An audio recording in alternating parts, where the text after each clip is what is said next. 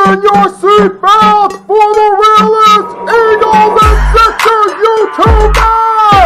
One who plays no clickbait and gets to the point! The myth, the legend, Nicky Steez! Come to my channel, you know the deal. Yo, boy, always keeps things real. I'm simply statue think they slate, dropping unrealistic mad. 2K takes for the clip. Even though cats like that get views closer to the milli, never hear me preach, flip on to Philly. Before you watch the Eagles all the way through the early 22, authentic talk, forget what others do. Come to my channel, you know the deal. Yo, boy, always keeps things real. The 24/7, 365 way. Sports content for the reals to fill the day.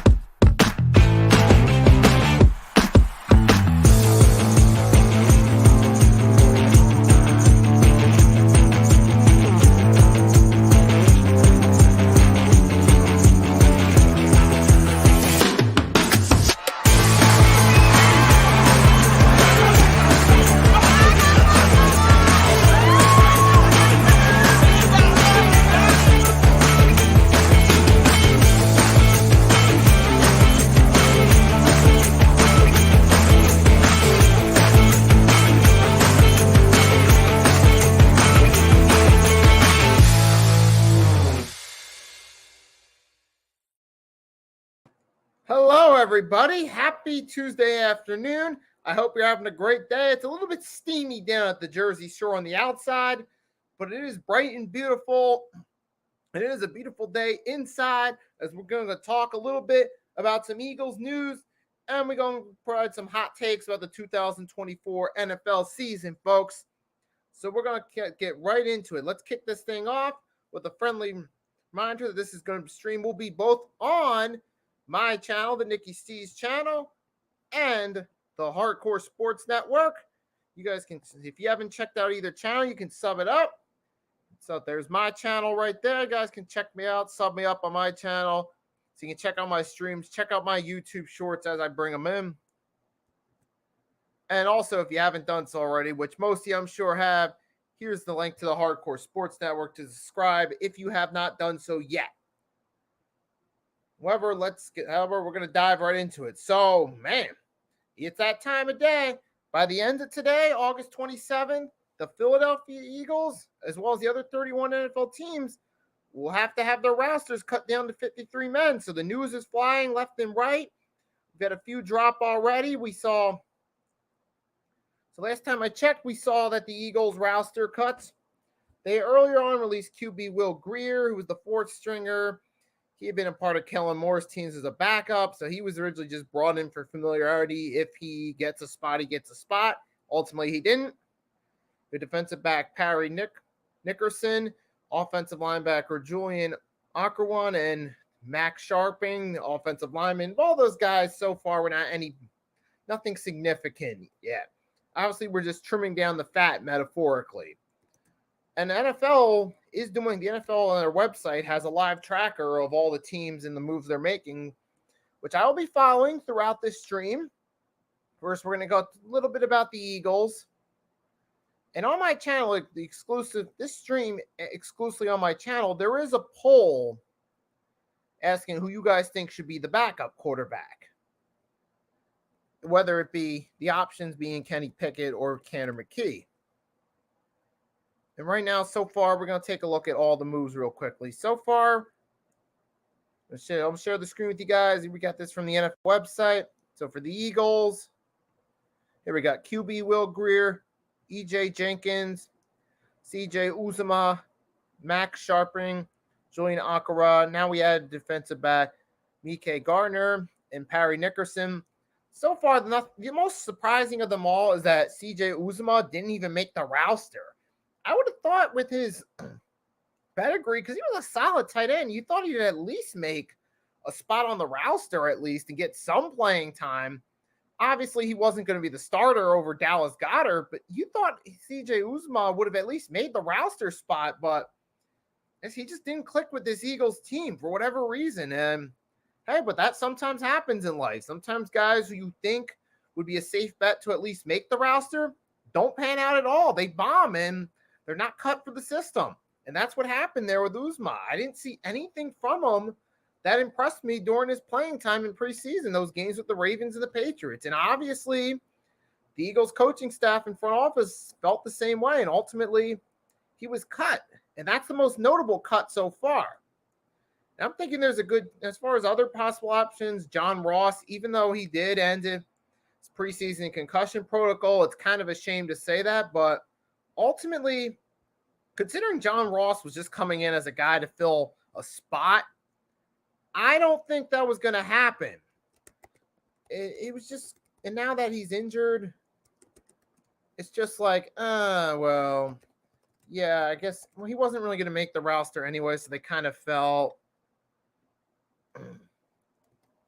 So it was just kind of like, well, I guess he's not going to make it. I mean, I hate to say that, but he really wasn't cut for this team. So don't be surprised if John Ross ends up getting cut. And speaking of wide receivers, we got another big story we got to talk about. Now, I dropped a short on my channel about Eagles trade for Jahan Dotson from the Washington Commanders. It happened on Thursday morning. We received Dotson and a 5th-round pick in exchange for them getting a 3rd and 2 7th-round picks, which I think that's which is a solid package right there to get a number 3 guy on this team. Especially now with Dotson being there. I don't think, going back to the previous subject I was talking about, I don't see John Ross having a spot on this Eagles team. He already came in as an NFL bust from his time with the Bengals. I definitely don't see him making it. But hey, that's a nice move right there with Jahan Dotson. He was a good receiver there for Washington. I can show his stats year by year. I'm going to show you how productive he was in that offense. And to show that, hey, he can be a valuable 3rd weapon for this team.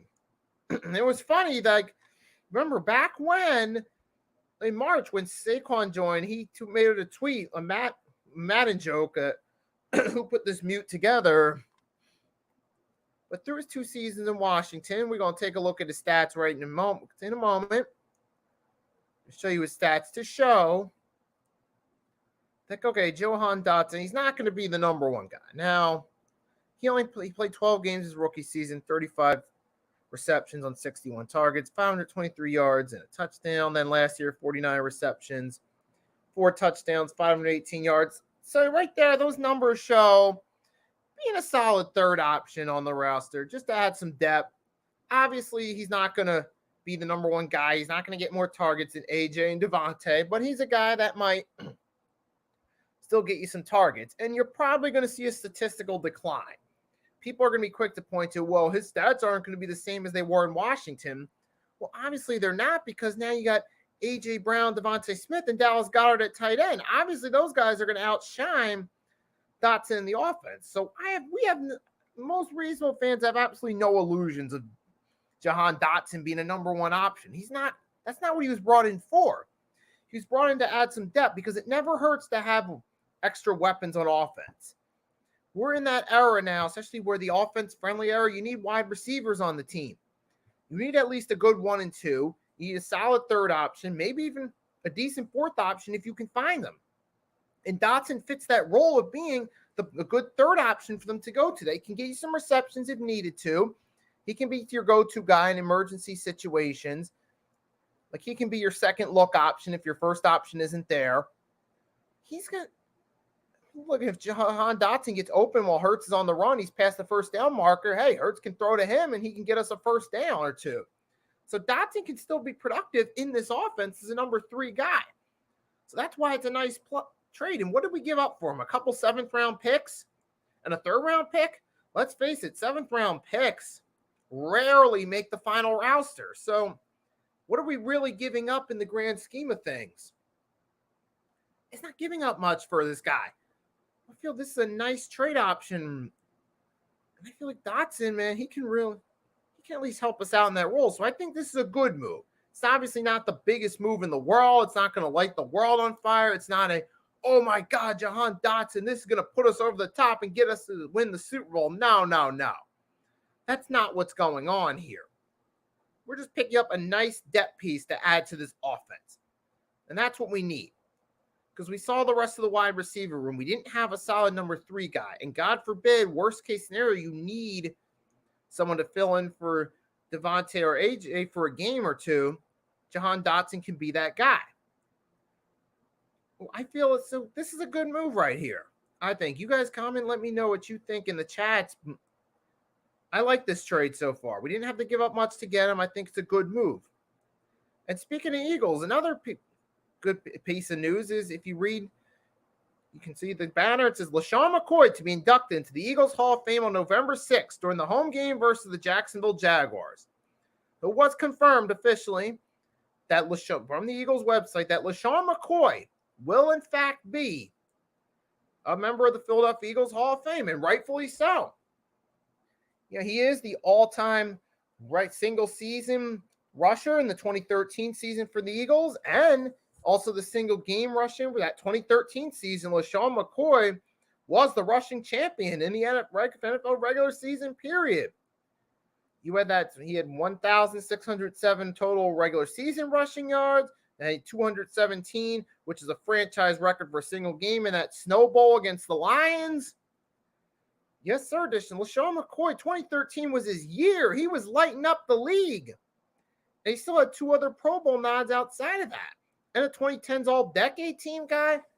LaShawn McCoy was easily, I think, a better all-purpose. He was a better pure running back than Brian Westbrook. No offense to Westbrook, but LaShawn McCoy, for the time he was here, was a better all-purpose back. And he was healthy more frequently during his time on the Eagles roster than was Westbrook during his time.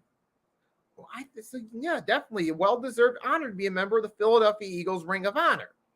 Now, as far as the Pro Football Hall of Fame, obviously there are Eagles fans that are going to have their biases and lean toward him being a Pro Football Hall of Famer. But no offense, guys, but I don't quite think LaShawn McCoy made the cut for Canton. I want to say that he would. I would like to say that, yeah, we got an Eagles player in Canton. But realistically, I don't think he quite makes the cut for Canton. I think for like 2010s, late 2000s, into the first half of the 2010s, running backs that'll make the cut for the Hall of Fame are guys like Adrian Peterson, Marshawn Lynch. I don't think LaShawn McCoy quite cuts that, but Eagles Hall Ring of Honor, hell yeah, son. So it'll be a nice ceremony right there on that November 6th home game versus the Jaguars. The all-time single-season Eagles rusher and single-game rusher to date will be inducted in the Eagles Ring of Honor. But it would be ironic if Saquon ended up, I don't mean to sound like it has her to be smart-ass, but it would be funny if, say, Saquon got 218 in that game. I mean, who knows? I'm not saying it will happen, but I don't know. I just thought of a random thought out there just to throw a little ironic humor into the mix. But that's only a what if. But back to LaShawn McCoy, definitely a well-deserved honor. It's a shame the way he left the Eagles with Chip Kelly trading him away to Buffalo, which made absolutely no sense. It's a shame. LaShawn McCoy in Buffalo, he just wasn't the same running back behind that Bills offensive line, because Buffalo during the LaShawn McCoy years, they're not the Buffalo Bills we've seen in recent years with Josh Allen, Stephon Diggs, who's now with the Houston Texans, and Sean McDermott as the coach. They weren't that team. So it was kind of a shame that LaShawn McCoy had to ride out his final years of being a relevant player with the Bills. Because I feel like if they would have just kept him LaShawn McCoy was eventually going to go anyway. He wasn't going to be an Eagle forever, but he should have been there at least 2 or 3 more years at least.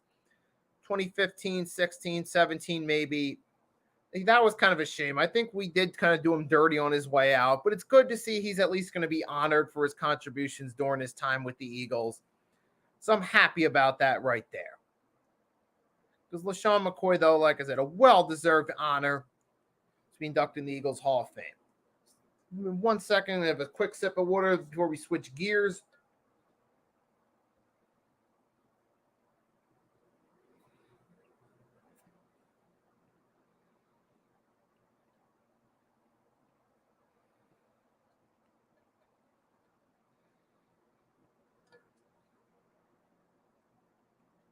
And now you guys see the banner. You know what we're going to talk about. We're going to go drop a few hot takes for the 2024 NFL season.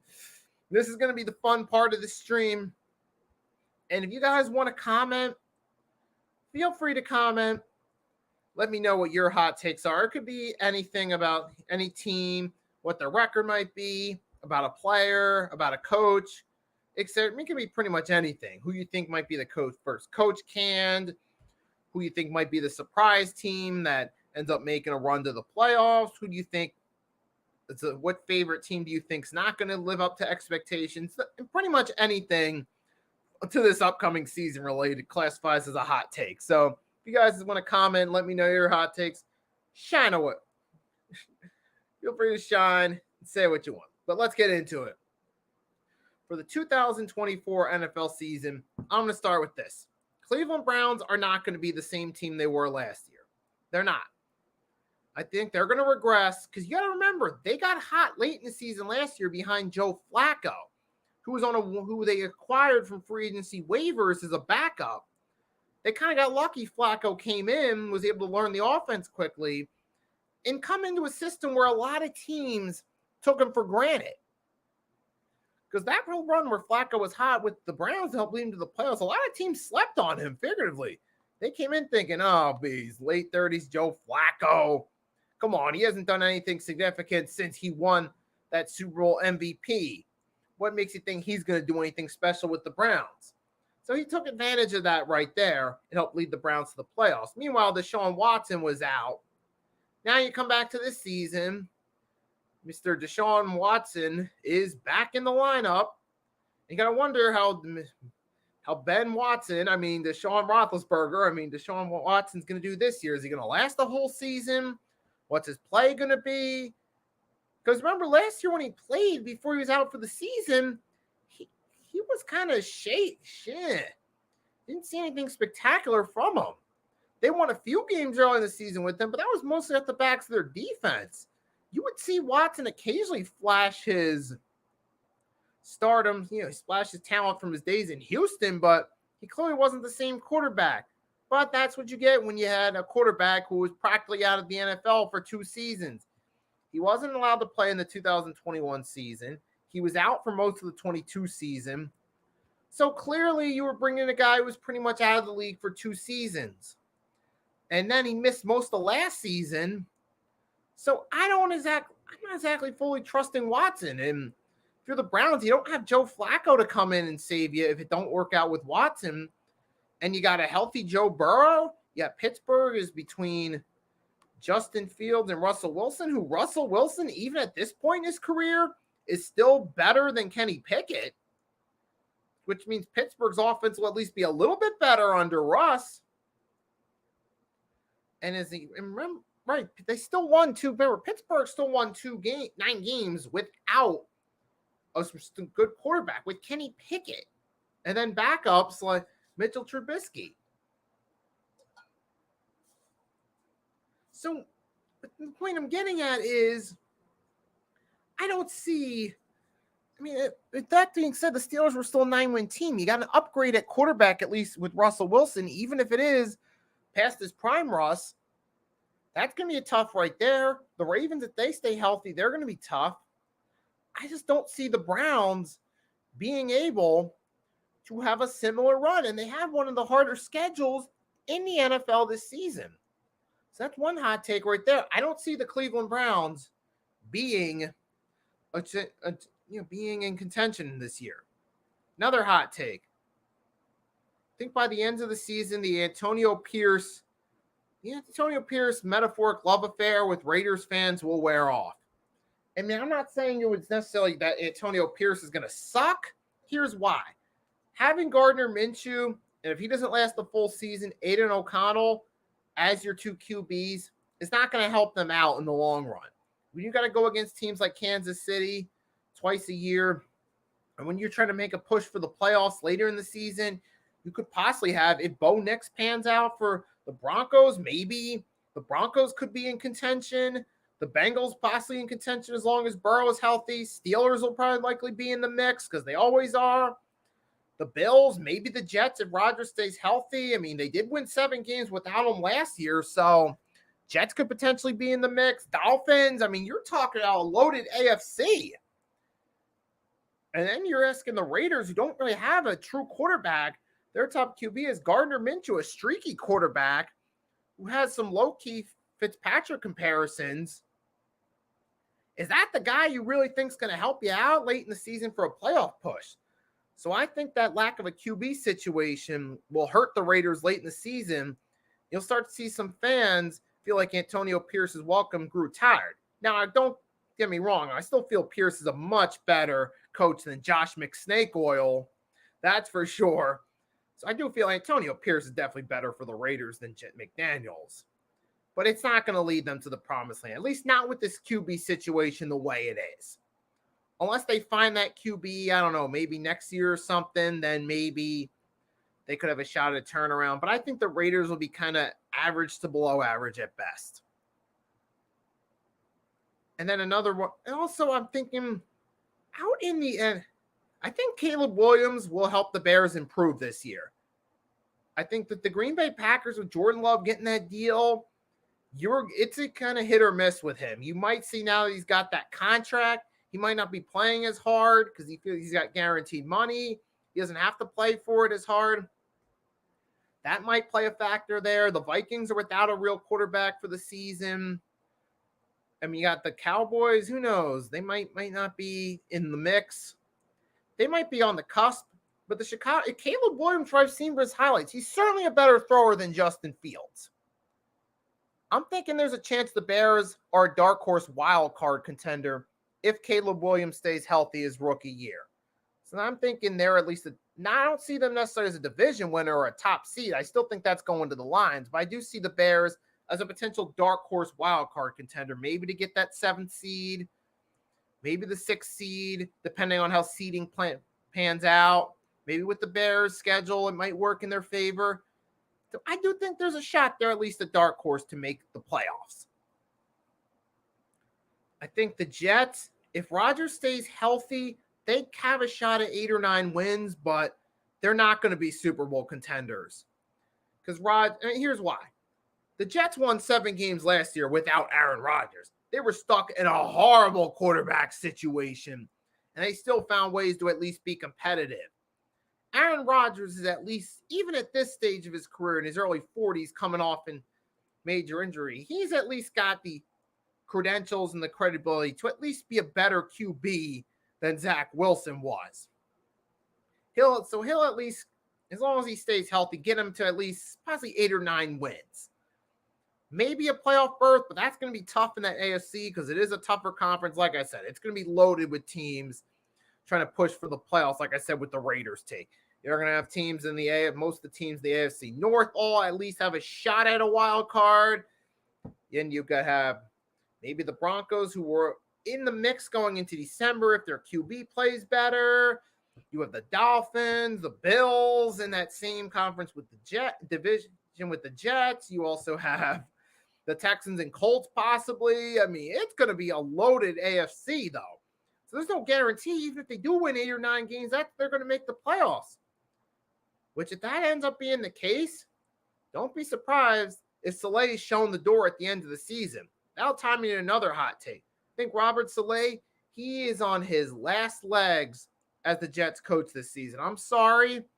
I mean, he did his best he could, but I don't see him panning out for this entire season.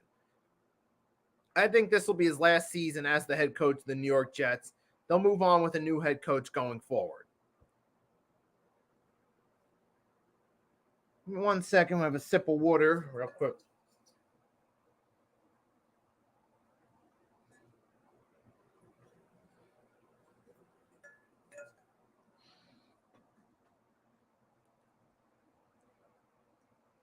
Anthony Richards' health is going to be the lifeline for the Colts season this year. Last year, they were still in the mix going late in the season, even with backup Gardner Minshew. But this time around, I think Anthony Richardson doesn't stay healthy, their season's over. If he stays healthy, they at least have a shot. I believe right there. This year, it's all going to depend on Anthony Richardson if he stays healthy. He does, they have a shot. If not, forget about it. Because you saw he did play solid until the injury, And you think about how the Colts did last year, going 9-8, and still been having a shot going into the final week, which means to me, I'm thinking, hey, if Anthony Richardson would have stayed healthy, that team could have made the playoffs potentially or won the AFC South. So I think that's it. His health is going to decide the Colts season. And that's it for my hot takes right now. Oh, wait, and one more hot take. Baker Mayfield will not have as good a statistical season as last season. I don't see it happening. He's kind of a streaky quarterback. I know he's still got some decent weapons around him, but I just don't see it happening with Baker. Now that there's actually some pressure on him to succeed, I think he's going to fall off. I mean, last season, remember, Baker Mayfield went into that season, no pressure.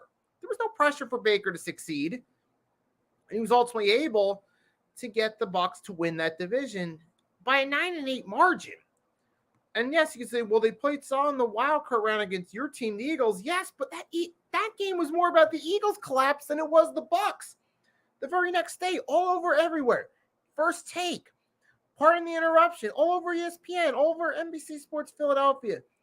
The topic wasn't about the Bucs being the Eagles, the defending conference champs going into that game. It was about the Eagles' epic collapse, losing 6 of their final 7, including that wild card game. That was the focus. So, looking around like, thinking, no. So, I don't see the Bucs having a repeat effort, particularly Baker Mayfield.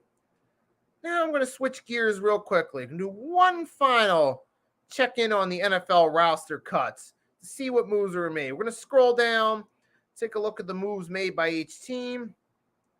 Here we go. The AFC East, you got the Buffalo Bills. They got QB Anthony Brown, Delmare Byrd, KJ Hamler, Lawrence Keys. So far out of that, the most notable name that stands out is Kyron Brown. And for the Dolphins, most notable name, Mike White being cut. And then for the Patriots, they're doing a lot of cuts. Most notably, Bailey Zappi, who was supposed to be Belichick's answer to fix Mac Jones' woes. Well, that didn't pan out, did it? I remember A.K. Eagle. He was high.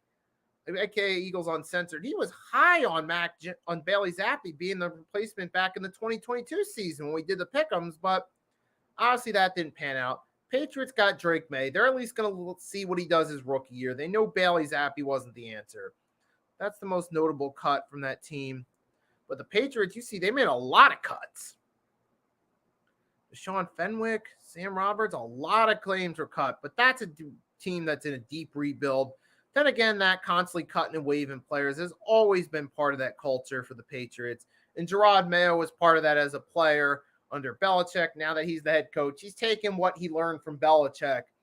He's going to try to implement elements of what he learned from Belichick, I think, which could also be the downfall of him as a head coach because we know how that usually works out.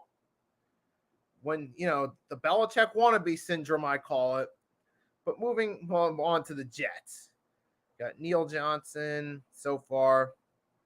Oh, you got Russell Gage. Remember the former wide receiver for the Falcons cut? Riley Sharp. And the most notable cut there for the Ravens is Russell Gage at wide receiver.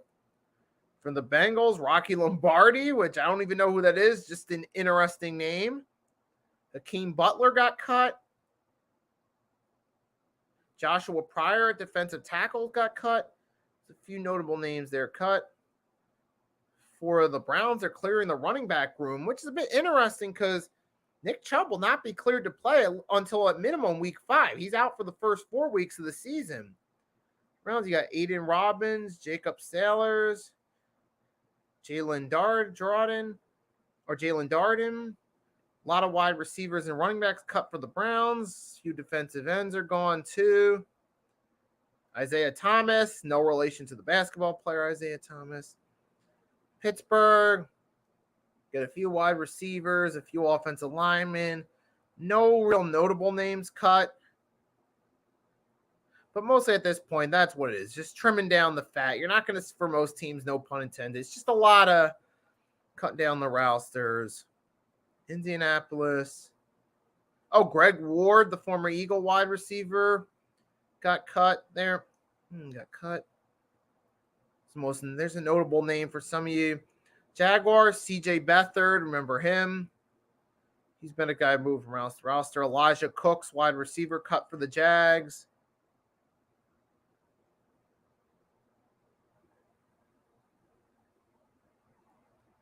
And for the Titans, you got Sam Schnee. Nothing really notable there. Now we're moving down to the AFC West. The Broncos, Philip Dorsett, the most notable name cut. Kansas City Chiefs. Not really any notable names. Although there's supposedly Kadarius Toney might be cut, and they did bring back Juju Smith-Schuster. So for KC fans, like, welcome back after that 1-year deal with the Patriots. Nathan Peterman cut from the Raiders, which I'm surprised Nathan Peterman even lasted as long as he did on that roster. That was his biggest accomplishment in the NFL, because for whatever reason, John Gruden brought him in after his catastrophic stint with the Bills. But yeah, Isaiah Spiller, running back, cut for the Chargers. Leon Johnson, wide receiver. Now moving to the NFC East. Let's take a look. Cowboys are clearing up the wide receiver room with no notable names except for Cam Johnson. The most notable name there that got cut. Looking out, you got who else? Cowboys roster, no real notable names. Giants, Allen Robinson got waived. Joshua Kelly at running back. Tyree Jackson, remember him, the Eagles fans? He was waived by the Giants. You got Darnell Holmes, defensive back. Christian Holmes, defensive back, waived.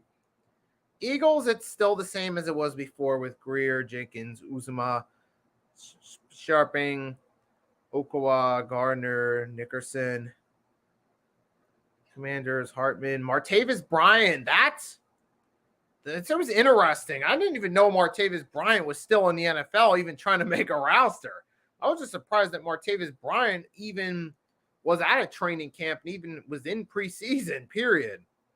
That's the biggest shock right there. Then you get to the NFC North. You got Brett Ripken, son of Mark Rippon, the former Super Bowl winning quarterback with Washington. And outside of that, I don't see any notable names that stand out for the Bears. But most of the teams are not. Oh, at Lions, Nate Sudfeld. Remember him? Week 17, 2020 season against Washington. When Doug Peterson, he was tanking in that game. You remember that? I remember that night, even though it's off subject. Philly Mike from the Philly Talk podcast, he had a live stream going. People in the comment section were calling him Nate Tankfeld during that second half.